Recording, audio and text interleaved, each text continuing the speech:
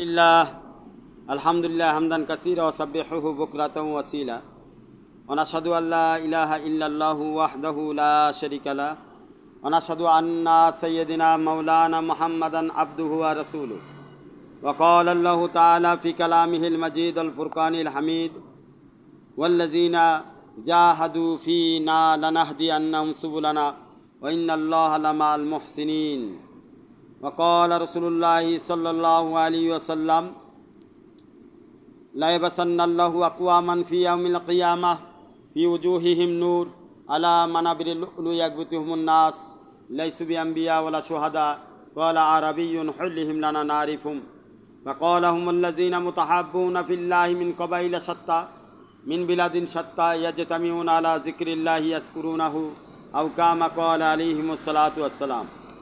আল্লাহ পাকের অশেষ মেহেরবানি যে রব্বুল আলামিন আমাদের খানকা ইমদাদিয়ায় আসার বসার তৌফিক দান করেছেন, এজন্য মহান রব্বুল আলামিনের দরবারে শুকরিয়া আদায় করি, বলি আলহামদুলিল্লাহ।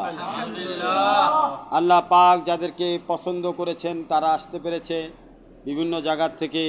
আল্লাহ যাদেরকে ভালোবেসেছেন, একান্তই যাদেরকে আপন করে ভাবছেন তারাই এখানে বসতে পেরেছেন। এই জন্য আমরা আবারও আল্লাহ পাকের শুকরিয়া আদায় করি, বলি আলহামদুলিল্লাহ। বন্ধুরা আমার, আল্লাহ পাক আসলে কোথায় বসবাস করে? আল্লাহ পাক এর বসবাসের ধরন হলো দুই প্রকার। আল্লাহ পাকের বিশ্বময় আল্লাহ পাক আছেন দুইভাবে। একভাবে হচ্ছে আল্লাহ পাক তার সিফাত এবং গুণগুলোর মাধ্যমে আছে, অর্থাৎ তার জাতি সিফত এবং তার সিফতগুলোর বহিঃপ্রকাশের মাধ্যমে আল্লাহ পাক সারা বিশ্বময় সব জায়গায় ওনার কুদরতি শক্তির মাধ্যমে আল্লাহ পাক বিরাজমান। আল্লাহ পাকের কুদরত সব জায়গায় দেখা যায়। আমরা যদি আসমানের দিকে তাকাই, আল্লাহ পাকের কুদরতের অনেক রহস্যময় অনুভূতি আমাদের অন্তরের মধ্যে জাগ্রত হয়। এই মেঘমালা, এই আকাশের রং, এই আকাশের মধ্যে তারা, চন্দ্র, সূর্য, এই যে বিষয়গুলো আল্লাহ পাক সাত আসমান বানাইছেন এবং আকাশের মধ্যে আল্লাহ পাকের হাজারো কুদরতের খেলা কারিশমা আমরা দেখতে পাই। এগুলো আল্লাহ পাকের সিফত, আল্লাহর গুণের বহিঃপ্রকাশ। তারপরে জমিনের মধ্যে আমরা চারিদিকে যত কিছু দেখতে পাই, আল্লাহ পাকের সৃষ্টি, এই সমস্ত মহা সৃষ্টির একমাত্র মালিক আল্লাহ পাক, তিনি সিফতের মাধ্যমে নিজেকে বহিঃপ্রকাশ করেছেন। আরেকটা হলো আল্লাহ পাক বসবাস করেন স্মরণের মাধ্যমে। একটা হচ্ছে আল্লাহ পাকের সিফত, আরেকটা হচ্ছে আল্লাহ পাকের সিফতকে আকর্ষণ করা। যেই বান্দা আল্লাহ পাকের সিফতকে নিজের দিকে আকর্ষণ করে, যত বেশি সে আকর্ষণ করে আল্লাহ পাক তার কাছে তত বেশি থাকে। তবে আকর্ষণ কিভাবে করব? চুম্বক যেমনি লোহাকে আকর্ষণ করে, ঠিক তেমনিভাবে লোহাও চুম্বককে আকর্ষণ করে, কারণ দুইজনের মধ্যে একটা সম্পর্ক আছে। লোহা চুম্বকের সাথে থাকার কারণে, স্পর্শে থাকার কারণে লোহার মধ্যেও চুম্বকের এক শক্তি চলে আসে। অনেক লোহা আছে এমন যেগুলো চুম্বকের সাথে দীর্ঘ সময় থাকার কারণে দেখা গেছে যে ওই লোহার মধ্যেও চুম্বকের মতো এক পাওয়ার চলে আসছে। যদিও লোহাটা চুম্বকের মতো অত শক্তিশালী না, কিন্তু থাকার কারণে কিছু শক্তি তার ভিতরে চলে আসছে, যার কারণে লোহা বড় কিছু আকর্ষণ না করতে পারলেও তার থেকে ছোট কিছুকে সে আকর্ষণ করতে পারে। যেমন জিনারি, যেমন ছোট টার কাটা লোহার সাথে লাগাইলে অ্যাটাচড হয়ে যায়। তো আল্লাহ পাক হচ্ছে মহা আকর্ষণ এবং শক্তিশালী আল খোদা। ওনার আকর্ষণের শেষ নাই, কারণ ওনার সিফত চলমান, সক্রিয় সব সময়। কারণ উনি ওনার নাম রাখছে হাইয়ুল কাইয়ুম। হাইয়ুল কাইয়ুম, যিনি চিরস্থায়ী, চিরজীবী, জীবন্ত। ওনার মৃত্যু বলতে কিছু নাই। ওয়াল হাইয়ুল কাইয়ুম লা ইয়ামুত, সে এমন এক চিরস্থায়ী এবং চিরজীবন্ত শক্তিশালী কুদরতওয়ালা যে যার উপরে কখনো মৃত্যু আসতে পারে না। এমন এক কুদরতওয়ালা আল্লাহ পাক, তোনার ভিতরে আকর্ষণ আছে বিদায়ী সমস্ত সৃষ্টি তার হুকুমকে মেনে চলতেছে। যদি ওনার ভিতরে আকর্ষণ না থাকতো সমস্ত সৃষ্টি তার হুকুমকে মেনে চলতো না। আসমান আসমানের জায়গায় চলতেছে, জমিন জমিনের জায়গায় আছে, চন্দ্র চন্দ্রের জায়গায় আছে, সূর্য সূর্যের জায়গায় আছে। প্রত্যেকটা সৃষ্টির যাকে যেভাবে আল্লাহ যতটুকু পরিমাণ হুকুম দিছে সেই জিনিস সেইভাবে ততটুকুই পালন করতেছে। ওনার ভিতরে আকর্ষণ শক্তি আছে বিদায় সমগ্র সৃষ্টি আল্লাহর দেওয়ানা হয়ে আছে, আল্লাহর পাগল হয়ে আছে। আরেক পাগল আছে, আরেক দেওয়ানা আছে, সেগুলো হচ্ছে আল্লাহর কিছু বিশেষ বান্দা। তারাও আল্লাহকে আকর্ষণ করে কেমনে? যেভাবে আল্লাহ পাক তার জাতকে বহিঃপ্রকাশ করেছে যেই নামগুলো দিয়ে, যেই গুণাবলী দিয়ে। কোরআনের মধ্যে আল্লাহ পাক তার বিশেষ বিশেষ অনেকগুলো নাম বলেছেন, তার মধ্যে ৯৯টা নাম রয়েছে। এছাড়া আল্লাহ পাকের আরও অনেক সুন্দর সুন্দর নাম রয়েছে, যেগুলো আমাদের জানা, যেগুলো আমাদের অজানা। এরকম সুন্দর সুন্দর নাম আল্লাহ পাক তার গুণাবলী বহিঃপ্রকাশ করার জন্য রেখেছেন। সেই গুণাবলী ধরে আল্লাহর কিছু বিশেষ বান্দা আকর্ষণ করতে থাকে। ওই গুণাবলী ধরে আল্লাহ পাককে তারা স্মরণ করতে থাকে। আর যেই বান্দা আল্লাহ পাককে যত বেশি স্মরণ করে সেই বান্দার কাছে আল্লাহ পাক তার জাত এবং সিফাতের সাথে আল্লাহ পাক তার কাছে জাহের হয়, প্রকাশ হয়। পাতিলের মধ্যে বা পাত্রের মধ্যে পানি রাখা হয়েছে, যতক্ষণ পানি ছিল না ততক্ষণ ছিল পাতিল বা পাত্র বা একটা গ্লাস। যখন গ্লাসের মধ্যে পানি রাখা হলো তখন এই গ্লাসের নাম পরিবর্তন হয়ে গেল। কিসের গ্লাস? পানির গ্লাস। কিসের পাত্র? পানির পাত্র। কিসের পাতিল? পানির পাতিল, কারণ ওর মধ্যে পানি রাখা আছে। তো ঠিক তেমনিভাবে আল্লাহ পাকের জাত এবং সিফাত এইভাবেই বান্দার মধ্যে জাহের হয়। বান্দা তখন একটা, যতক্ষণ পর্যন্ত তার ভিতরে আল্লাহ পাকের জাত প্রকাশ পায় নাই ততক্ষণ পর্যন্ত সে শুধু ছিল বান্দা। যখন আল্লাহ পাকের জাতের গুণাবলী তার ভিতরে প্রকাশ পেয়ে গেল তখন সে বান্দা আর নাই, সে বন্ধুতে পরিণত হয়ে গেছে। সে তখন আর বান্দা নাই, তখন কি হয়ে গেছে? বন্ধু পরিণত হয়ে গেছে। আগে শুধুই বান্দা ছিল। কেন? তার ভিতরে জাত এবং সিফাতের কারিশমা ছিল না। যখন আল্লাহ পাকের জাত এবং সিফাতের কারিশমা তার ভিতরে চলে আসছে, তার মধ্যে বহিঃপ্রকাশ হয়ে গেছে, তখন সে আর বান্দা নাই। বান্দার সাথে আরেকটা সিফত গুণ যোগ হয়েছে, সেটা হচ্ছে কি?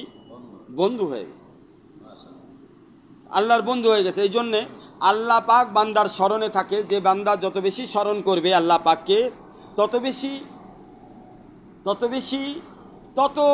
বেশি বান্দার কাছে আল্লাহ পাক থাকবেন। কিভাবে থাকবেন? আল্লাহ পাক কোরআনের মধ্যে বলেন, ফাজকুরুনি আযকুরকুম, তুমি আমাকে স্মরণ করো আমিও স্মরণ করতে থাকবো। তো স্মরণের ব্যাপারটা তোমার সাথে, তুমি যতটা স্মরণ করবে আল্লাহকে, আল্লাহ ততটা তোমাকে স্মরণ করবে। যখন তুমি আল্লাহর নাম ধরে জিকির করতেছ তখন মনে রাখতে হবে আল্লাহও তোমার নাম ধরে তোমার সাথে আল্লাহ পাক তোমার জিকিরগুলো শুনতেছে, তোমার সঙ্গেই আছে সে। তুমি এটা স্মরণ করো, এইভাবে তুমি স্মরণ করতে থাকো, এইভাবেই তুমি আল্লাহকে নিজের কাছে রাখতে থাকো। কিভাবে আল্লাহকে কাছে রাখবো? তুমি আল্লাহর জিকির করতে থাকো। তুমি যতক্ষণ জিকির করবা ততক্ষণ আল্লাহ তোমার কাছে আছে, তোমার সাথে আছে, তোমার সঙ্গী হয়ে আছে, তোমার আপন হয়ে আছে। তো বান্দা কিভাবে আল্লাহকে কাছে রাখবে? যত বেশি বান্দা আল্লাহকে ডাকতে থাকবে তত বেশি আল্লাহ পাক তার কাছে থাকতে থাকবে। এই জন্য তুমি আল্লাহকে যদি তোমার কাছে রাখতে চাও, আল্লাহকে যদি তুমি চাও যে আল্লাহ আমার কাছে থাকুক, আমার বন্ধু হয়ে থাকুক, তাহলে তোমার একমাত্র রাস্তা হচ্ছে আল্লাহ পাকের জিকির সর্বদা তোমার জবানে থাকবে, তোমার কাজে কর্মে থাকবে, তোমার ওঠা বসায় থাকবে, তোমার চলাফেরায় থাকবে। আনা জালিসুন মান জাকারানি, আল্লাহ বলতেছে যে আমাকে জিকির করে আমি তার সাথে বসা থাকি, আমি তার সাথে বসি। কেন? প্রত্যেকেরই ভালো লাগে তার নিজের প্রশংসা শুনতে। বান্দার মধ্যেও এই ধরনের গুণ আছে, যেটাকে আমরাও জানি যে আমরা কোনো বান্দার প্রশংসা করলে তার কিছু হলেও ভালো লাগে। সন্তান যখন বাপের প্রশংসা করে বাপের ভালো লাগে, বাপে যখন সন্তানের প্রশংসা করে সন্তানের ভালো লাগে। ঠিক তেমনিভাবে আল্লাহর জিকির যখন বান্দা করে তখন বান্দার জিকির আল্লাহর শুনতে ভালো লাগে। যার কারণে যেমন আল্লাহর জিকির করার সময় আমরা একসাথে করি, আমরা আপোষে বসে করি, ঠিক তেমনিভাবে আল্লাহর কাছে ভালো লাগে, আল্লাহও জিকিরকারীদের সাথে বসে যায়। বন্ধুরা আমার, কিভাবে বসে যায়? ইজা জাকারতাহু ফি নাফসি জাকারতুহু ফি নাফসি। যখন কোনো বান্দা দিলে দিলে মনে মনে আল্লাহকে স্মরণ করে, আল্লাহও দিলে দিলে মনে মনে তাকে স্মরণ করতে থাকে। যখন কোনো বান্দা কোনো মজলিসে আল্লাহ পাকে জিকির করতে থাকে, আল্লাহ পাক ও ফেরেশতাদের মজলিসে তার জিকির করতে থাকে, তাকে স্মরণ করতে থাকে। তো আল্লাহর স্মরণ দুইভাবে হয়। কখনো আল্লাহ পাক বান্দার নাম নিয়েই স্মরণ করে, কখনো বান্দাকে আল্লাহ পাক নিয়ামতের মাধ্যমে স্মরণ করে। আল্লাহ পাক তার নিয়ামতকে বাড়ায় দেয়, তার নিয়ামতকে বাড়ায় দেয়। তার মানে হচ্ছে আল্লাহ তাকে স্মরণ করতেছে। জিকিরের হক কি? জিকিরের হক মানে তুমি এমনভাবে জিকির করো লোকে যেন তোমাকে পাগল বলে, দেওয়ানা বলে, যে এটা আল্লাহর দেওয়ানা, একে বলে কোনো লাভ নেই, আল্লাহ ছাড়া কিছু বুঝে না। একে কোনোভাবে বোঝায় লাভ নাই, কারণ ও আল্লাহ ছাড়া কিছু বুঝে না। একটা মাছ পানি ছাড়া কিছু বুঝে না, কারণ মাছের জীবনই পানি, ও পানির থেকে ওঠা মানেই হচ্ছে তার মৃত্যু। ঠিক তেমনি একজন আল্লাহওয়ালা বান্দা যে আল্লাহকে ভালোবাসে, আল্লাহকে পছন্দ করে, আল্লাহর জিকির করাকে নিজের জন্য নিয়ামত মনে করে, তার অবস্থা এমন যে আল্লাহর জিকিরটা কেমন, যেমন মাছের জন্য পানি।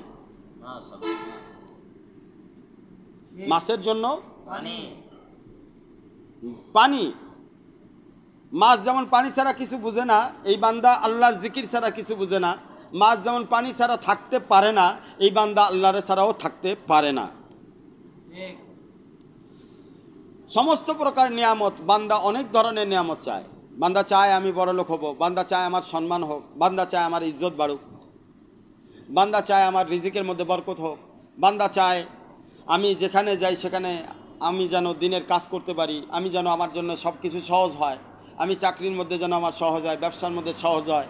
বান্দা চায় আমার পরিবারের মধ্যে সহজ হয়, সব কিছুর মধ্যে বরকত হয়, আমার বাবা মা আমাকে পছন্দ করুক, তারা আমার জন্য দোয়া করুক, আমার ছেলে মেয়ে যেন, সন্তান যেন আমার কথা শুনে, আমার স্ত্রী যেন আমাকে সম্মান করে। এই যে বান্দার চাওয়া, এগুলোর সম্পর্ক নিয়ামতের সাথে। আর নিয়ামত লুকায় আছে শুকরিয়ার মধ্যে। নিয়ামত লুকায় আছে কিসের মধ্যে? যেই শব্দের মাধ্যমে শুকরিয়া আদায় করা যায় এমন শব্দই আল্লাহর কাছে পছন্দ, আল্লাহর কাছে পছন্দ। বান্দা আরবি জানুক চাই না জানুক, চাই বাংলায় জানুক, যেইভাবেই সে জানুক না কেন, তার উচিত যে সর্বকাজে সর্ব অবস্থায় আল্লাহর প্রশংসা করতে থাকে। বান্দা যখন নিচের দিকে যাবে সুবহানাল্লাহ বলবে, বান্দা যখন উপরের দিকে উঠবে তখন আলহামদুলিল্লাহ বলবে, সমান জায়গায় থাকবে লা ইলাহা ইল্লাল্লাহ বলবে। বান্দার যখন আল্লাহ পাকের পক্ষ থেকে নিয়ামত পাবে তখন সুবহানাল্লাহ বলবে, আলহামদুলিল্লাহ বলবে। এইভাবে প্রত্যেকটা কাজে কর্মে আল্লাহর শুকরিয়া আদায় করতে থাকবে। প্রত্যেকটা কাজে কর্মে এভাবে বান্দা কি করতে থাকবে? আল্লাহর শুকরিয়া আদায় করতে থাকবে। আল্লাহ বলে, লাইন শাকারতুম লাযিদান্নাকুম, যদি তুমি আমার শুকরিয়া আদায় করো আমি অবশ্যই অবশ্যই তোমার নিয়ামত বাড়ায় দিব। মাশাআল্লাহ। তাহলে বন্ধুরা আমার, আপনি যদি চান যে আপনার ঘরে বাইরে অফিস আদালতে উঠা বসায় সব জায়গায় নিয়ামত দ্বারা ভরপুর হয়ে যাক, তাহলে আপনি আজ থেকে, এখন থেকেই, এই মুহূর্ত থেকেই আপনি আপনার জিন্দিগিকে একটা সূত্রের মধ্যে নিয়ে আসেন। সেই সূত্রটার নাম হচ্ছে আল্লাহ পাকের শুকরিয়ার মধ্যে আপনার জীবনটাকে নিয়ে আসেন। অর্থাৎ আপনার কাজে কর্মে উঠা বসায় যখনই যাই করেন, প্রত্যেকটা জায়গায় যেন আল্লাহ পাক বুঝতে পারে আপনি আল্লাহ পাকের শুকরগুজার বান্দা। আল্লাহ পাক যেন বুঝতে পারেন, আল্লাহ পাক যেন বুঝতে পারেন আপনি আল্লাহর শুকরগুজার বান্দা। সব জায়গায় সব অবস্থায় যেন আল্লাহ পাক বুঝতে পারে আপনি আল্লাহর শুকরিয়া ছাড়া আর কিছুই বুঝেন না, আপনার ভিতরে কোনো অভিযোগ নাই, আল্লাহর প্রতি কোনো অভিমানও আপনার নাই। আপনি সব সময় দিল থেকে, মন থেকে আল্লাহ পাকের শুকরিয়া, আল্লাহ পাকের নিয়ামত, আল্লাহ পাকের নিয়ামতের শুকরিয়া আদায় করতেছেন। এক চোখ আল্লাহ আমাদেরকে যা দিয়েছে, এই চোখের শুকরিয়া যদি সারা জীবন করি শেষ হবে না। একটি কান, দুইটি কান আমাদেরকে দিয়েছে, এই দুইটি কানের শুকরিয়া যদি সারা জীবন করি শেষ হবে না। আমাদেরকে এত সুন্দর বডি শরীর দিয়েছে, হাত পাও দিয়েছে, খাবার খাওয়ার মতো শক্তি দিয়েছে, চোখে দেখার শক্তি দিয়েছে, কত নিয়ামত আমাদের শরীরের মধ্যে ভরপুর করে দিয়েছে। বন্ধুরা আমার, এই নিয়ামতের প্রশংসা যদি সারা জীবন করি, এক একটা নিয়ামতের শুকরিয়া আদায় করে শেষ করা যাবে না। এক একটা নিয়ামতের শুকরিয়া আদায় করে আপনি শেষ করতে পারবেন না। তারপরে তো আমাদেরকে আরও কত নিয়ামত দিছে। আল্লাহ বলেন, লাউকানা, যদি তুমি সমগ্র সমুদ্রকে কালি বানাও আর সমস্ত গাছপালা বৃক্ষ লতাকে যদি তুমি কি বানাও, কলম বানাও, আর আমার নিয়ামতকে গুনতে থাকো, ফালা তুহসুহা, তুমি এটাকে গুনে শেষ করতে পারবে না। এত কোটি কোটি নিয়ামত আল্লাহ আমাদেরকে দিয়েছেন, কোটি কোটি নিয়ামত দিয়েছেন, এবং নিয়ামত শুধু দেন নাই, নিয়ামতের হেফাজত আল্লাহ করতেছেন। সুতরাং বন্ধুরা আমার, আল্লাহ পাক কোরআনের মধ্যে সূরা আর রহমানের মধ্যে বারবার বলেছেন, ফাবিআইয়ি আলাই রাব্বিকুমা তুকাজ্জিবান, ফাবিআইয়ি আলাই রাব্বিকুমা তুকাজ্জিবান, তুমি আমার কোন কোন নিয়ামতকে অস্বীকার করতে পারো? তুমি দেখো তোমার চারিদিকে আমি কত প্রকার নিয়ামত দিয়ে, নিয়ামতের বৃষ্টির মতো নিয়ামত তোমাকে দিয়ে যাচ্ছি। পূর্বেও যেমন দিয়েছি, জন্মের আগের থেকে নিয়ে আজ পর্যন্ত, জন্মগ্রহণের পর থেকে নিয়ে তোমার মৃত্যু পর্যন্ত, তুমি যদি তাকাও তোমার অসংখ্য নিয়ামত, তুমি একটা নিয়ামতকে অস্বীকার করতে পারবে না, কারণ এই নিয়ামতগুলোর পিছনে আমি আল্লাহর কুদরতি হাত রয়েছে। আল্লাহ পাক সূরা ইয়াসিনের মধ্যে কয়েক জায়গায় বলেছেন, এছাড়া কোরআনের আরও সূরার মধ্যে বলেছেন, আফালা ইয়াশকুরুন, এত কিছু নিয়ামত দেওয়ার পরেও বান্দা তুমি কি আমার শুকরিয়া আদায় করতে পারো না? আমি কত নিয়ামত দিয়ে তোমাকে ভরপুর করে রেখেছি, তুমি কি আমার শুকরিয়া আদায় করতে জানো না? তুমি কি আমার শুকরিয়া আদায় করবে না? বন্ধুরা আমার, এই জন্যে রসুল সাল্লাল্লাহু আলাইহি সাল্লাম শুকরিয়া আদায় করার জন্য কয়েকটি দোয়া শিখিয়েছেন। তার মধ্যে একটি বিশেষ দোয়া হলো, সকালবেলায় যখন কোনো বান্দা একবার পড়বে, আল্লাহুম্মা মা আসবাহা বি মিন নিয়ামাতিন আও আহাদিম মিন খালকিকা লা শারিকা লাকা ফালাকাল হামদু ওয়া লাকাশ শুকর, এইটা একবার বললে সারা দিনের জন্য আল্লাহ পাক তোমার উপরে যে নিয়ামত দিয়েছে, এই সমস্ত নিয়ামতের শুকরিয়া আদায় করা হয়ে যাবে।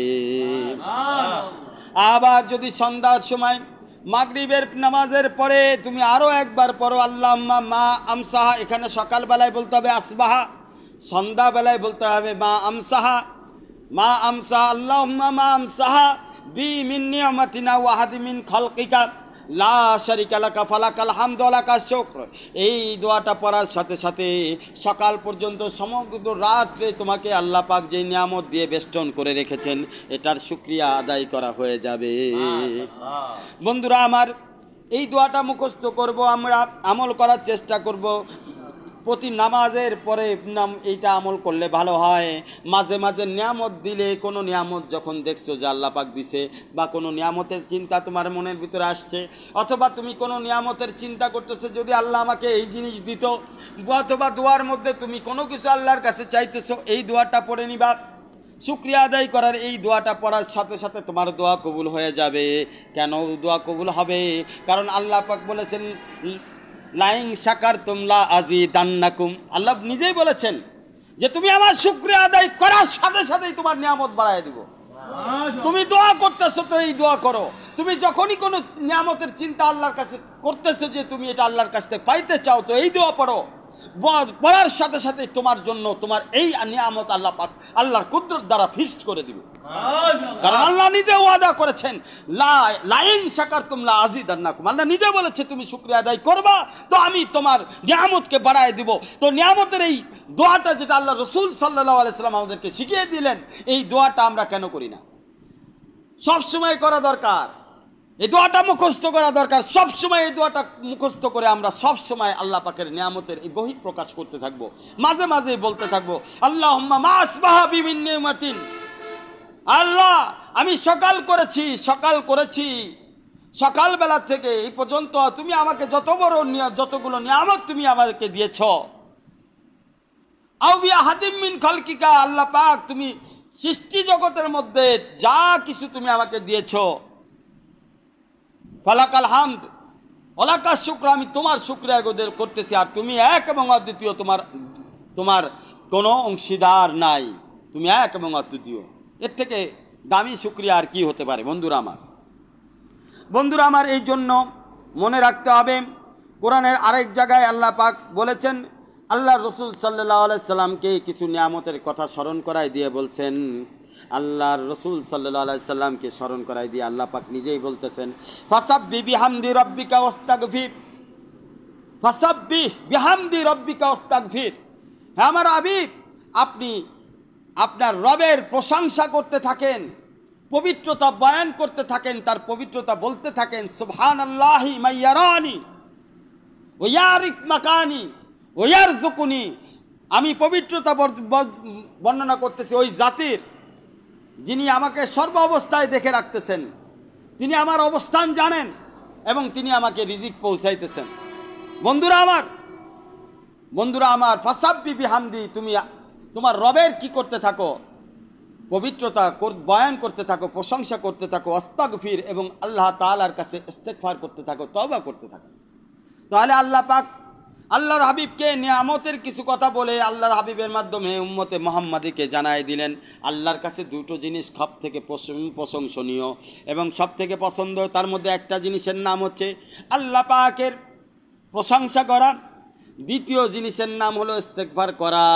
এই দুইটি নিয়ামত যে পেয়ে গেছে সে আল্লাহকে পেয়ে গেছে। এই দুটি নিয়ামত যার অর্জন হয়ে গেছে সে নিশ্চিত আল্লাহকে পেয়ে গেছে।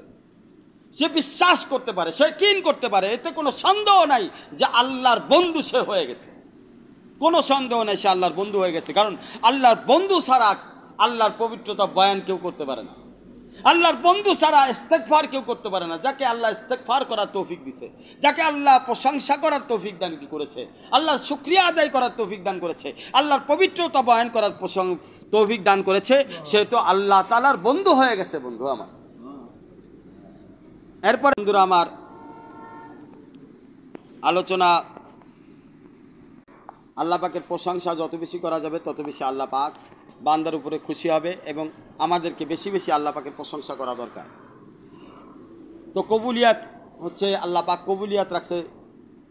আমরা অনেকেই চাই কবুল হওয়ার জন্য, যাতে আল্লাহ পাক আমাকে কবুল করে, আমার নামাজ কবুল হোক, আমার জিকির কবুল হোক, আমার দোয়া কবুল হোক, আমার আমল কবুল হোক। তো যা কিছু বান্দা কবুলিয়াত চায় আল্লাহর কাছে, এইটার জন্য সব থেকে বড় তাবিজ ওষুধ হলো দোয়া। কবুলিয়াত আল্লাহ পাক লুকায় রাখছে দোয়ার মধ্যে। যে যত বেশি দোয়া করবে সে তত বেশি আল্লাহর কাছে কবুল হবে। যার জন্যে আল্লাহ পাক দোয়ার দরজা খুলে দিছে, তার জন্যে আল্লাহ পাক কবুলিয়াতের দরজা খুলে দিছে। আমরা একটা জিনিস বুঝি না যে আমরা আমাদের ছোট বাচ্চাদের থেকে শিক্ষা অর্জন করতে পারি। একটা ছোট বাচ্চা তার মার কাছে বারবার চায়, কাঁদতে থাকে, যখন বারবার চাইতে থাকে তখন মা যে তাকে দুধ খাওয়ায়, তার আবদারগুলো পূরণ করে। আমরাও দেখা যাচ্ছে দুনিয়ার মধ্যে অনেক দরখাস্ত করা লাগে, অনেক কাজের মধ্যে অনেক দরখাস্ত করা লাগে, অনেকবার বলা লাগে স্যার এইটা করেন বা এইটা করেন, আমাদেরকে এটা বলা লাগে। তার মানে আমরা একটা জিনিস বুঝলাম যে না চাইলে, বারবার আবেদন না করলে বিষয়টা কিন্তু ওজুদে আসে না, ওই জিনিস পাওয়া যায় না। যেই জিনিসের আলোচনা বেশি করা হয় ওই জিনিসের বিবেচনা তৈরি হয়, এবং যেই জিনিস বেশি বেশি চাওয়া হয় ওই জিনিসটা ওজুদে আসে, ওই জিনিসটাই তৈরি হয়। তো আমরা দুই এক মিনিট চেয়ে বন্ধ করে দিই, কিন্তু আমাদের চাওয়া উচিত কেমন? গায়ে আমার প্রতিদিন, প্রতি সময়, প্রতি ওয়াক্তে চাওয়া দরকার, প্রতি সেকেন্ডে আল্লাহর কাছে চাওয়া দরকার। কমসে কম প্রতিদিন আধা ঘন্টা দোয়া তো করা অত্যন্ত জরুরি যদি কবুলিয়াত চাওয়া। রেগুলার বান্দা আল্লাহর কাছে চাইতে থাকবে, আল্লাহ তুমি আমাকে দাও, তোমার কাছে অভাব নাই, তুমি আমাকে দিতে থাকো। তা আল্লাহর কাছে বান্দা যখন চায় আল্লাহর ভালো লাগে। কারণ কেন ভালো লাগে? আল্লাহর কাছে অভাব নাই। যার অভাব থাকে তার ভালো নাও লাগতে পারে, কারণ তার কাছে নাই, সে কিভাবে দিবে? বারবার চাইতেছে, দিবে কিভাবে? আর যার কাছে অভাব নাই তার কাছে ভালো লাগে, কারণ তার মনের ইচ্ছা হইলেই দিয়ে দিবে। তো কোন সময় বান্দার উপরে আল্লাহ পাকের ইচ্ছা চলে আসবে এটা কোনো বান্দাই বলতে পারে না। সুতরাং বান্দার উচিত চাওয়া। আমার শায়েখ পীর মুর্শিদ আরেফ বিল্লাহ শাহ হাকিম মোহাম্মদ আখতার সাহেব নাব্বারুল্লাহ মারকাদাও বলেন, वो खोले या ना खोले दर, इस पे क्यों है तेरे नज़र, तू तो बस अपना काम कर, यानी सदा लगाए जा। वो खोले या ना खोले दर, इस पे क्यों है तेरे नज़र, तू तो बस अपना काम कर, यानी सदा लगाए जा। অর্থাৎ বান্দা আল্লাহ কি দিল না এটা বান্দার দেখার দরকার নাই। বান্দা কি দেখবে? আমার কাজ হচ্ছে আল্লাহর কাছে চাইতে থাকা, আমি চাইতে থাকি। আল্লাহর পছন্দ হইলে আমার জন্য দরজা খুলবে, নাহলে খুলবে না। হয় আগে খুলবে না পরে খুলবে, খুলবে তো একদিন। হয় দুনিয়ায় খুলবে না আখিরাতে খুলবে, খুলবে তো একদিন। কারণ আল্লাহ পাক কোরআনের মধ্যে বলছেন, স্পষ্টভাবে বলছেন, উদউনি আস্তাজিব লাকুম, উদউনি আস্তাজিব লাকুম। স্পষ্ট, তুমি আমার কাছে, ও আমার বান্দা আমার কাছে চাও, আমি তোমার দোয়া কবুল করব। যখন আল্লাহ বলে দিছে, তখন আপনার মধ্যে বিশ্বাস হারা কেন হন? কেন আপনার ভিতরে আস্থা নাই? যখন আল্লাহ বলে দিছে উদউনি, আমার কাছে চাও, আস্তাজিব লাকুম, আমি তোমার দোয়া কবুল করব, যখন আল্লাহ বলছে আমি তোমার দোয়া কবুল করব, তার দ্বারা বোঝা যায়, কোরআনের আয়াতের দ্বারা বোঝা যায়, বান্দার কোনো দোয়া মিস হয় না। যেটাই দোয়ার মধ্যে পড়ে যায় ওইটাই কবুল হয়, আল্লাহ নিজের জবান দ্বারা বলতেছে। সুতরাং আপনি কেন কৃপণতা করবেন? আপনি যখন চাইবেন নিজের জন্য চাইবেন, সবার জন্য চাইবেন, আত্মীয় স্বজনের জন্য চাইবেন, মা বাবার জন্য চাইবেন, সন্তানের জন্য চাইবেন, মসজিদ মাদ্রাসার জন্য চাইবেন, খানকার জন্য চাইবেন, আল্লাহওয়ালাদের জন্য চাইবেন, ওলামা একরামদের জন্য চাইবেন, চাইবেন নবীদের জন্য চাইবেন, যিনারা কবরে চলে গেছে তাদের জন্য চাইবেন। আল্লাহর কাছে, আল্লাহর কাছে আপনি যত চাইবেন আপনার চাওয়া শেষ হবে, কিন্তু আল্লাহর দেওয়ার মধ্যে কোনো কমতি হবে না। আপনি চাইতে থাকবেন, আপনি যতই চান আপনার চাওয়া শেষ হইতে পারে, আল্লাহর দেওয়া শেষ হবে না। আল্লাহ আপনার থেকে অনেক বড়। কথা ঠিক কিনা বন্ধুরা আমার? হযরত খিজির আলাইহিস সালাতু ওয়াস সালাম মুসা আলাইহিস সালামকে পানির কাছে নিয়ে বললেন, এই এক কাতরা পানি উঠাইলেন একটা জিনিসের দ্বারা। ওই এক কাতরা পানি উঠানোর পর বললেন যে এই যে এক কাতরা দেখতেছেন, এই সমস্ত আসমান জমিনের যা সৃষ্টি দেখা যাচ্ছে, যত নিয়ামত দেখা যাচ্ছে, আল্লাহর জাতের কাছে যা আছে তার সামনে এই সমস্ত নিয়ামত এক কাতরার মতো। কি মতো? এক কাতরা পানির মতো। সমস্ত নিয়ামত, সমগ্র নিয়ামত আল্লাহর কাছে এক কাতরা পানির মতো কোনো বিষয়ই না। বান্দাকে আল্লাহ পাক দিতে চাইলে বান্দার কোনো অভাব হবে না। আচ্ছা ঠিক আছে, চাবি কই? চাবি নিয়ে আসে। ওকে ঠিক আছে, বসবেন হাজি সাহেব? আচ্ছা ঠিক আছে, জি জি ইনশাআল্লাহ। আচ্ছা ঠিক আছে, জি বন্ধুরা আমার, এক কাতরা পানির মতো। কি বলতেছিলাম? সমগ্র নিয়ামত কি এক কাতরা পানির মতো। তাহলে সেই জাতের কাছে আমরা দোয়া করব, চাইবো, চাইতে তো কোনো অসুবিধা নেই। বন্ধুরা আমার, যেই জন্যে বান্দা যত দোয়া করে সমস্ত দোয়া আল্লাহ পাক কবুল করেন। এই জন্যে বান্দার উচিত সর্ব অবস্থায় সর্বসময় আল্লাহ তাআলার কাছে দোয়া করতে থাকা। আল্লাহ পাক মাগফিরাত রেখেছেন তওবার মধ্যে। বান্দা যত তওবা করবে, যত ইস্তেগফার করবে, আল্লাহ পাক বান্দাকে তত বেশি ক্ষমা করতে থাকবে। বান্দা যতক্ষণ পর্যন্ত আল্লাহর কাছে ক্ষমা চাইতে থাকবে, ততক্ষণ পর্যন্ত আল্লাহ পাকের রহমত বান্দার উপরে বর্ষণ হইতে থাকবে। আপনি যদি চান আল্লাহর রহমত আমার উপরে বর্ষণ হইতে থাক, আপনি যদি চান সর্ব অবস্থায় আল্লাহ পাকের রহমত আমার উপরে বর্ষণ হইতে থাকবে, তাহলে মনে রাখবেন সর্ব অবস্থায় আল্লাহর রহমত পাওয়ার একটা উপায়, সেটা হলো আল্লাহ তাআলার কাছে বেশি বেশি তওবা করতে থাকেন এবং আপনার পিতামাতার জন্য তওবা করেন। ওয়াকুর রব্বিগফির ওয়ারহাম ওয়া আনতা খায়রুর রাহিমিন।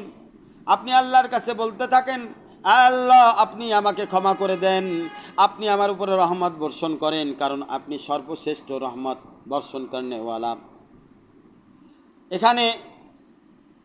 এখানে আল্লাহ পাক বান্দাকে দোয়া শিখাই দিলেন কিভাবে তওবা করবা। তওবার সাথে আল্লাহ পাক একটা জিনিস জোড়াই দিলেন, সেই জিনিসটার নাম কি? সেই জিনিসটার নাম হলো রব্বিক ফির। আল্লাহ তুমি আমাকে ক্ষমা করো, সাথে কি করো? রহমত দান করো। তাহলে ক্ষমার সাথে আল্লাহ পাক রহমতটাকে যোগ করে দিছে। এটার দ্বারা আল্লাহ পাক বান্দাকে কি বুঝাইতে চাচ্ছেন? যেই ব্যক্তি আল্লাহর কাছে বেশি বেশি ক্ষমা চাবে সেই রহমতের উপযুক্ত হবে।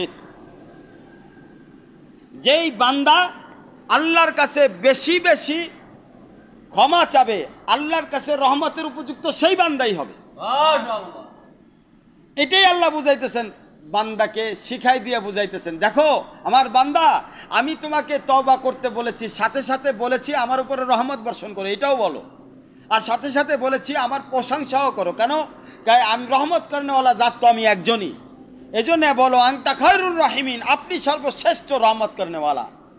যখন বান্দা তুমি তওবা করবে, তো তওবার সাথে সাথে রহমতকে আমি এই জন্য যুক্ত করে দিয়েছি যে বেশি বেশি তওবা করবে, আমি তার উপরেই বেশি বেশি রহমত বর্ষণ করব। এই জন্য বন্ধুরা আমার, যেই বান্দা রহমত চাইবে সেই বান্দা বেশি বেশি আল্লাহর কাছে তওবা করবে। যেই বান্দা বেশি বেশি তওবা করবে সেই বান্দাই আল্লাহ তাআলার কাছে রহমত পাবে এবং আল্লাহ পাকের কাছে মহব্বতও পাবে, আল্লাহর মাহবুব হবে। রহমতের আরেকটা সংজ্ঞা হলো, রহমত কার উপরে করা হয়? দয়া কার উপরে করা হয়? যার উপরে ভালোবাসা আসে, যাকে দেখলে মহব্বত লাগে, ভালো লাগে, তার উপরেই রহমত করা হয়, তার উপরেই দয়া করা হয়। ভালো না বাসলে দয়া করা যায় না, মহব্বত না করলে কারো উপরে এহসান করা যায় না, কোনো কিছু দান করা যায় না। আপনি কোথাও কোনো কিছু দান করলেন, মহব্বত না করে দান করতে পারবেন না যতক্ষণ পর্যন্ত দিলের মধ্যে মহব্বত না আসবে। মসজিদ মাদ্রাসায় খানকায় আপনি কিছু দিতে পারবেন না। আপনি যখন মসজিদ মাদ্রাসায় খানকায় দান করতেছেন, তার মানে আপনার ওর প্রতি একটা মহব্বত তৈরি হয়েছে। মহব্বত তৈরি হয়েছে বিধায় আপনার ভিতরে রহমদেল তৈরি হয়েছে। রহমদেল বলতে দয়া চলে আসছে। এই দয়ার গুণটা কার তরফ থেকে আসছে? আল্লাহর পক্ষ থেকে আসছে। তো আল্লাহর পক্ষ থেকে যখন আপনার অন্তরের মধ্যে দয়ার গুণ চলে আসছে, যার কারণে আপনি মসজিদ মাদ্রাসা খানকা দিনের পথে খরচ করে থাকেন, আল্লাহ পাকেরও দান তেমনিভাবে বান্দার উপরে হয়ে যায়। আল্লাহ পাকের ভালোবাসাটাও বান্দার উপরে হয়ে যায়, আল্লাহ পাকের রহমতটাও বান্দার উপরে তখন হয়ে যায় যখন বান্দা আল্লাহ তাআলার কাছে তওবা করতে থাকে। তখন আল্লাহ পাকও বেশি বেশি বান্দারে দেওয়া শুরু করে। ফেরেশতাদের বলে দেয় যে আমার ফেরেশতারা তোমরা যাও, যারা ইস্তেগফার করবে বেশি বেশি আমার কাছে তওবা করে, তারা যেন মাহরুম না হয়। তাদেরকে সবার আগে দিবা, তাদেরকে সবার আগে দিবা। আল্লাহর কাছ থেকে নেওয়ার সিস্টেমও জানতে হবে, নিয়ম জানতে হবে। আল্লাহওয়ালাদের সোহবতের দ্বারা এই জিনিসগুলো বোঝা যায়। আপনি যদি শক্তিশালী হতে চান, অত্যন্ত বলবীর হতে চান, মজবুত বান্দা হতে চান, আপনি যদি চান আমি এমন মজবুত বান্দা হব কেউ আমাকে হারাইতে পারবে না, কেউ আমার বিরুদ্ধে এসে টিকতে পারবে না, কেউ শত্রু আমাকে ক্ষতি করতে পারবে না, আমার বিরুদ্ধে যে সে টিকতে পারবে না, সে ভালো থাকতে পারবে না। যদি এরকম শক্তি আপনি অর্জন করতে চান, তাহলে বলবো আল্লাহ পাকের শক্তি আপনি অর্জন করেন। কারণ আল্লাহ পাকের শক্তি দ্বারা যদি আপনি শক্তিশালী হন, তাহলে আপনার বিরোধী কেউ থাকতে পারবে না। আপনাকে কেউ ক্ষতি করা তো দূরের কথা, চিন্তা করলেই বিপদে পড়ে যাবে। কারণ আপনি তো আপনি নন, আপনি আল্লাহর শক্তি দ্বারা শক্তিশালী হয়েছেন। আল্লাহর শক্তি কোথায় লুকায় আছে? আল্লাহর শক্তি ধৈর্যের মধ্যে লুকায় আছে। আপনাকে জানতে হবে এই অ্যাকাউন্ট নাম্বারটা কোনটা, কোন অ্যাকাউন্ট নাম্বারের মাধ্যমে আমি আল্লাহর শক্তি নিজের মধ্যে আনতে পারবো। ওই অ্যাকাউন্ট নাম্বারে আপনার জানতে হবে, সেই অ্যাকাউন্ট নাম্বারে আপনাকে ডায়াল করতে হবে, তাহলেই আপনি ওই শক্তিটা পাবেন। সেই অ্যাকাউন্ট নাম্বারের নাম হচ্ছে ধৈর্য, সবর। আমাদের 17টা আমলের 5টা আমল আছে, আল্লাহ পর্যন্ত পৌঁছানোর 5টা আমল। তার মধ্যে তাকওয়া, তওবা, তাহারাত, সবর, শুকর। তো এই সবর যে জিনিসটা, এটা এমন একটা অ্যাকাউন্ট নাম্বার, এই অ্যাকাউন্ট নাম্বারের উপরে যদি আপনি সর্বদা ডায়াল করতে থাকেন, এই সবরের উপরে যদি আপনি থাকতে থাকেন, তো আপনার শক্তি দ্বিগুণ, তিনগুণ, তিনগুণ না, কোটি গুণ না, তার থেকেও লাখো কোটি গুণ হয়ে যাবে আপনার শক্তি। যেই শক্তি আপনি অর্জন করবেন, সেই শক্তির দ্বারা শুধু দুনিয়ার সমস্যাই সমাধান হবে না, আখিরাতের ময়দানে যখন বিপদে পড়বেন, কোনো উপায় নাই, তখন ধৈর্য এসে আপনাকে জান্নাতি বানিয়ে দিবে। ধৈর্য এমন একটা শক্তি আপনার মিজানের পাল্লা ভারী করে দিবে। ধৈর্য এমন একটা শক্তি, সে স্বয়ং এসে আপনাকে পুলসিরাত পার করে সোজা জান্নাতের রাস্তায় নিয়ে যাবে। ভয়ঙ্কর ওই সময়ে যেখানে কেউ সহযোগিতা করবে না, কেউ কাউকে চিনবে না, তখন ধৈর্য কাজে লাগবে। তখন ধৈর্য কত শক্তিশালী জিনিস তখন বুঝে আসবে। সুতরাং বন্ধুরা আমার, এই ধৈর্য যদি কিয়ামতের ওই বিভীষিকাময় অবস্থায় যখন আল্লাহ পাক কহর রূপ ধারণ করবে, যেই সময় বিচারের আদালতে কারো কারো নামে জাহান্নামের ঠিকানা হয়ে যাবে, সেই দিন যদি ধৈর্য এসে আপনাকে জান্নাতের রাস্তা দেখাইতে পারে, ওই ধৈর্য দুনিয়ার সমস্যা সমাধান করে দেবে এক চুটকিতেই। এক চুটকি লাগবে ধৈর্যের কাছে আপনার সমস্যা সমাধান করতে। বন্ধুরা আমার, ধৈর্য ধরার কয়েকটা নিয়ম আছে, তার মধ্যে 3টা নিয়ম। ধৈর্য 3 জায়গায় ধরতে হবে। সবর আলাল মুসিবা, মুসিবতের সময় আপনাকে ধৈর্য ধরতে হবে। বেশি বকবক করা যাবে না, বেশি কথার উত্তর দেওয়া যাবে না, পাল্টাপাল্টি করা যাবে না। এখানে যখনই আপনি মুসিবত পড়ছেন, প্রথম জিনিস সেটা হচ্ছে আপনি তখনই ধৈর্যের অ্যাকাউন্টে ডায়াল করা শুরু করেন। আপনি ধৈর্যশীল হন। মুসিবত হওয়ার মতো সেকেন্ডে ধৈর্যের কাছে কোনো মুসিবত টিকতে পারে না। পৃথিবীর যত মুসিবত আছে, ধৈর্যের সাথে সে টিকতে পারবে না। ধৈর্যের কাছে টিকতে পারবে না। ধৈর্যের একটা উদাহরণ দেই, উদাহরণটা শুনেন। সূর্য, আলো, এটা যত প্রখরই হোক না কেন, যত শক্তিশালী হোক না কেন, সূর্যের আলো যদি মাটিকে 2 ভাগ করতে পারে শুকায়া, কিন্তু সমুদ্রের পানি শুকাইতে পারে না। কারণ সমুদ্রের পানি এটা ধৈর্যের একটা উদাহরণ। সূর্যের মতো এত শক্তিশালী পাওয়ারফুল সোলার পয়েন্ট, যেটার জ্বালামুখে 70,000 ফেরেশতা সর্বদা পানি ছিটাইতেছে ওইটাকে নিবানোর জন্য, সেই সূর্যের পাওয়ার দিয়েও সেই সূর্য নিজেই কি করতে পারে না। তার শক্তি, সমস্ত শক্তি দিয়ে সমুদ্রের পানি শুকাইতে পারে না। কারণ সমুদ্রের পানি হচ্ছে আল্লাহ পাকের ধৈর্যের একটা নমুনা। সমুদ্রের পানি স্থির থাকে নিজের জায়গায় গভীরভাবে একটা জায়গা নিয়ে জুড়ে বসে আছে। যত বাষ্পই ওখান থেকে বের হোক না কেন, সমুদ্রের পানি কমে না, আরো বাড়তে থাকে। বলকে সূর্যের আলো, চন্দ্রের আলো পড়লে সমুদ্রের মধ্যে ঢেউ খেলতে থাকে, তখন আরো বেশি ঢেউ চলতে থাকে, জোয়ার ভাটা হইতে থাকে। তখন সমুদ্রের পানি তো কমেই না, আরো সমুদ্রের পানির মধ্যে বাষ্প তৈরি হয়, বাষ্প তৈরি বৃষ্টি হয়ে সমুদ্রের পানি দ্বিগুণ হয়ে যায়। তো খেয়াল করছেন, সূর্য নামক এই তাপ সমুদ্রের জন্য দেখা যাইতেছে মুসিবত, শুকায় ফেলবে পানি সব, কিন্তু হচ্ছে কি, উল্টা সমুদ্র থেকে বাষ্প হয়ে ওটা মেঘমালায়, মেঘপুঞ্জে পরিণত হয়ে, ওই মেঘ থেকে বৃষ্টি হয়ে সমুদ্রের পানি 2-3 গুণ হয়ে যাচ্ছে।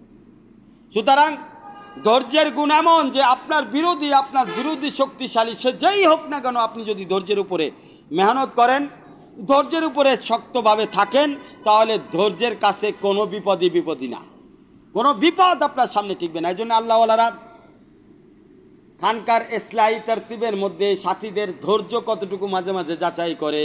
অনেক সময় বিভিন্ন ধরনের তার মনের বিরুদ্ধে কাজকর্ম দিয়ে দেয়। তার মনের বিরুদ্ধে অনেক কাজ আল্লাহওয়ালারা করেন, যাতে তার ভিতরে ধৈর্যর গুণ তৈরি হয়ে যায়।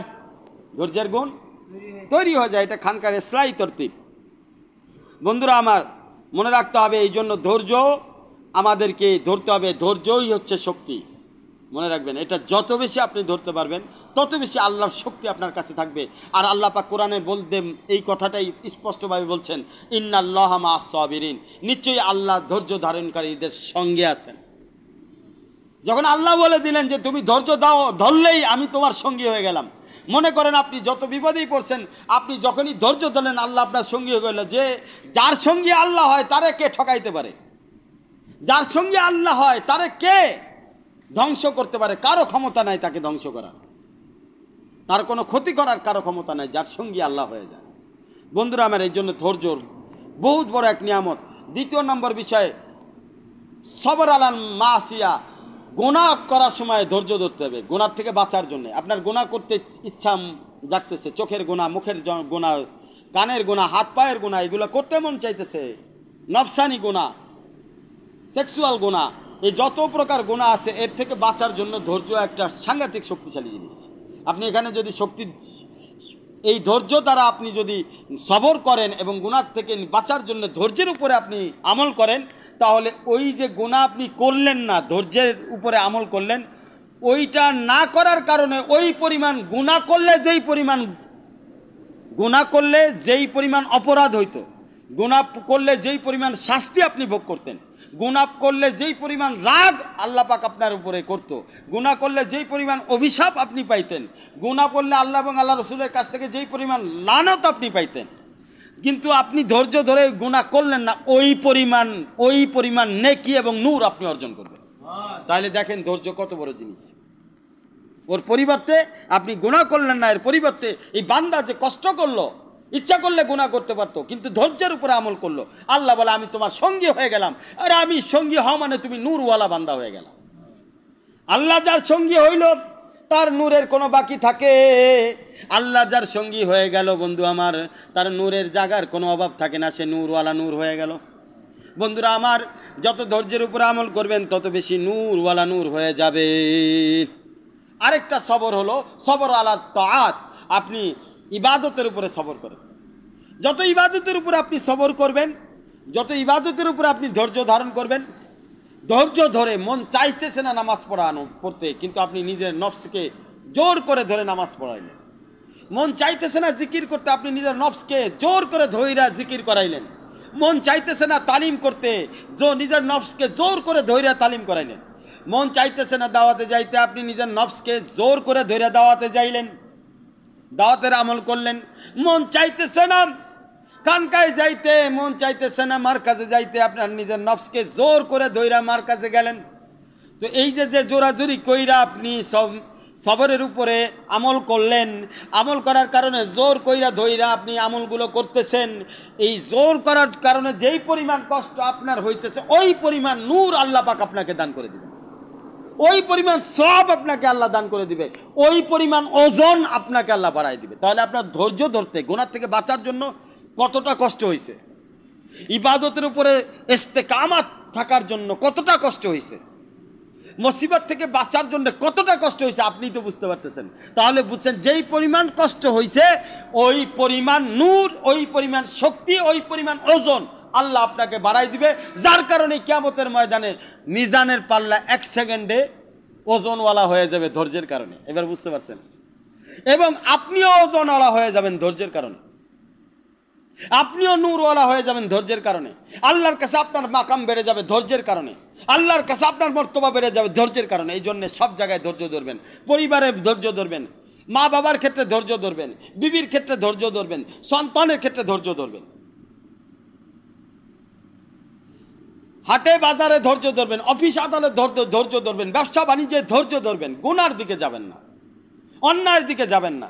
এই ধৈর্য আপনার জন্য শক্তিশালী হাতিয়ার হয়ে যাবে, এই ধৈর্য আপনার জন্য শক্তিশালী ঢাল হয়ে যাবে, শক্তিশালী কামান হয়ে যাবে, শক্তিশালী বন্দুক হয়ে যাবে, শক্তিশালী আপনার জন্য এমন এক রক্ষা কবচ হবে যে আপনি যেখানেই যাবেন ধৈর্যের গুণে সেই জায়গাকে আপনি জয় করতে পারবেন।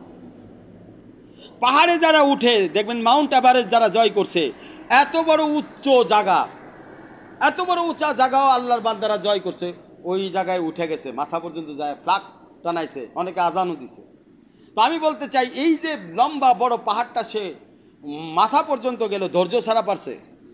প্রতি কদমে কদমে তাকে দুইটা জিনিস অর্জন করতে হয়েছে, সেটা হচ্ছে আল্লাহর উপরে তার পরিপূর্ণ ভরসা, আশা ভরসা মজবুত রাখা লাগছে। 2 নম্বর, পরিপূর্ণ ধৈর্যের সাথে তাকে শক্তি অর্জন করা লাগছে। ঠিক তেমনিভাবে আমরা জান্নাতে যে রাস্তায় এখন চলতেছি, আল্লাহওয়ালাদের রাস্তায় চলতেছি, নবী আম্বিয়া আলাইহিমুস সালাতু আসসালাম এর কদমের সাথে কদম মিলাইয়া আমরা যে চলতেছি, রাসূল সাল্লাল্লাহু আলাইহি ওয়াসাল্লামের সুন্নতি জিন্দেগির উপরে আমরা যারা চলতেছি,